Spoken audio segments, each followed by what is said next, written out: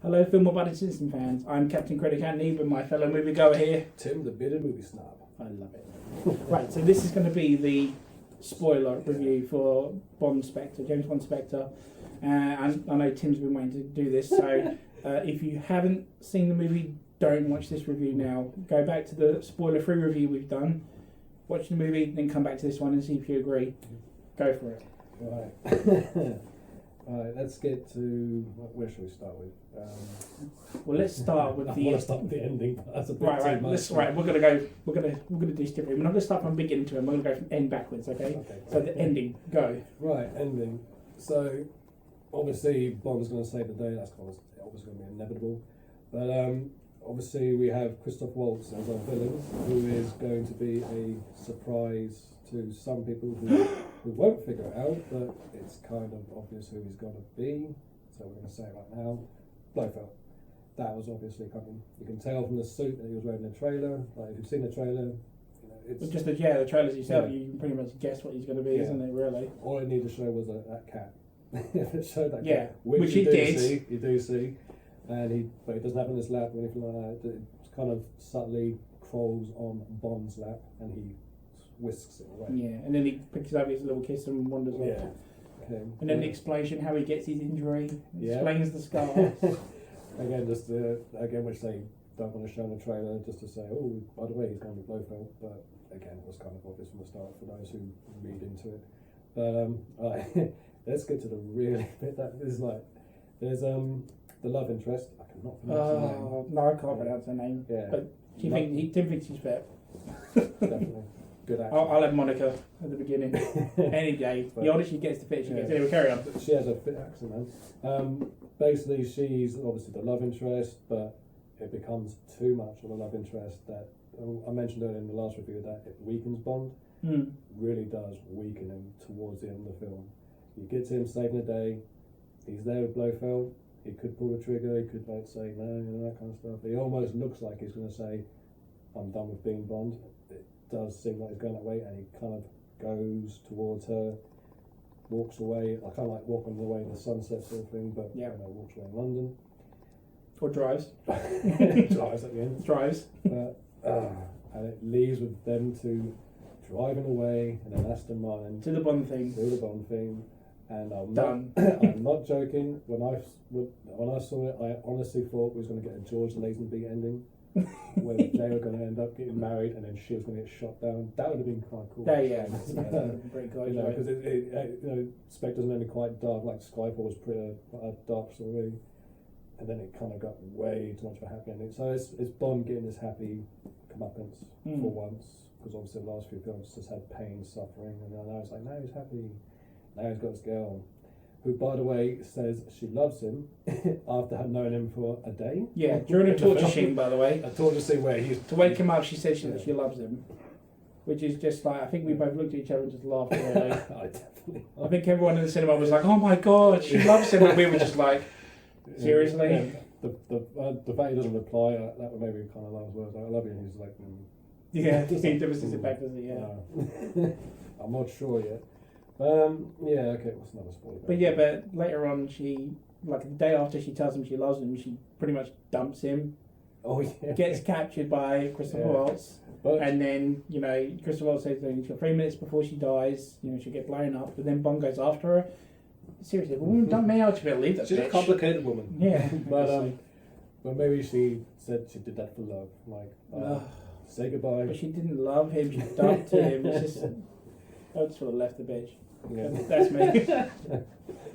I want to go to the scene where they leave the base and he shoots down all the gunmen. Right? Do you remember in the very beginning of Skyfall, he gets shot down? They go through tests in MI6 to bring him back as an agent, and he can't shoot a target for shit, but can shoot every single dude at that base with one shot. Yeah. I don't buy that, but hey, that's James me. Bond, of course. He's James Bond at the end of the day, but. I don't know. He could have missed a few shots, Yeah. you know, but no, every shot was taken from the bad guys. It just, It's like all the Bond, it's Bond. all the Bond films kind of draw the line where, you know, because I think the Daniel Craig ones are trying to be a realistic approach, kind of like with the Dark Knight movies, are like a realistic superhero version of what Batman is compared to the last few films. Yeah. And Daniel Craig one's like this new realistic Bond, like he has scars on his face, he has scars, like he bruises, you know, which I get. But again, you got but that's like when Casino Royale, where he got beat up and you knew he got beat up and he was trying to get his wound which back is still up. the best Daniel Craig one. By far, but my still favourite is Casino Royale. Let's get that straight, guys. Definitely. People say Skyfall. No, Casino Royale for me, still the best one. Hands down. Then it's got Hannibal in it for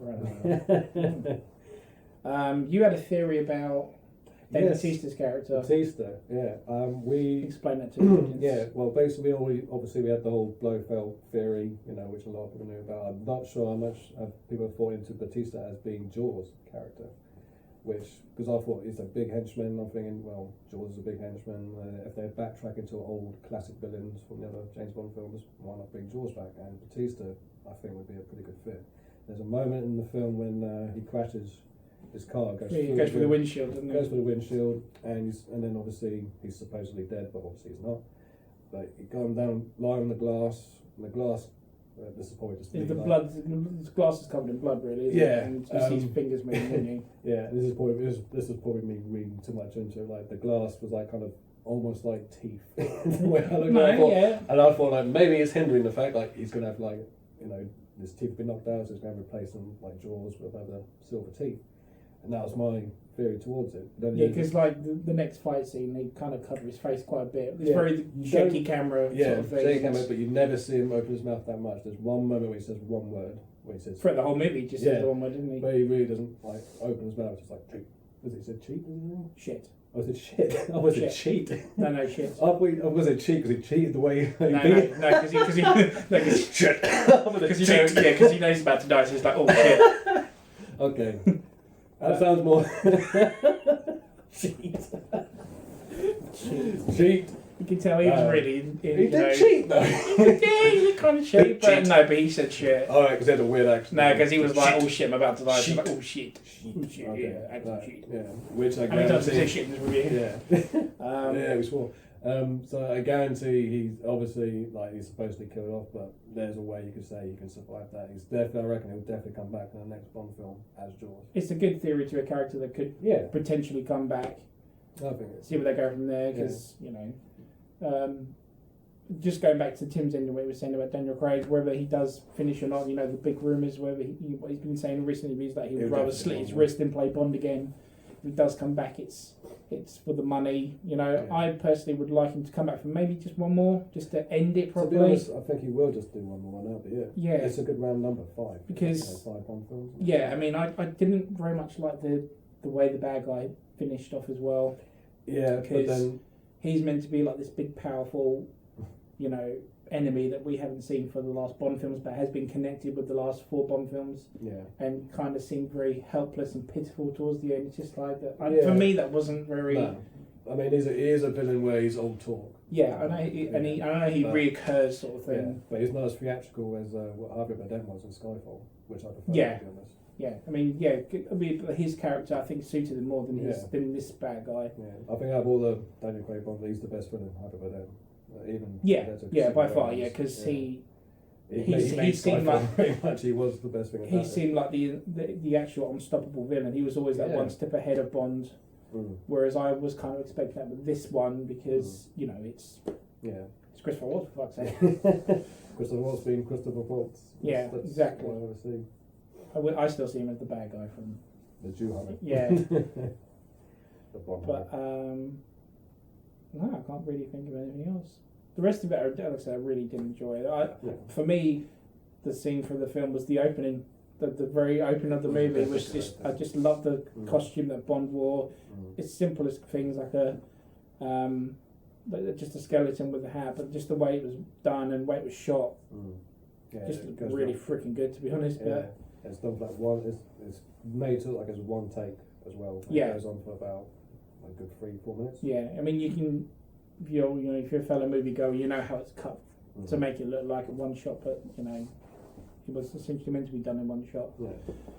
Yeah. Oh, and obviously Sam Smith's theme is horrible.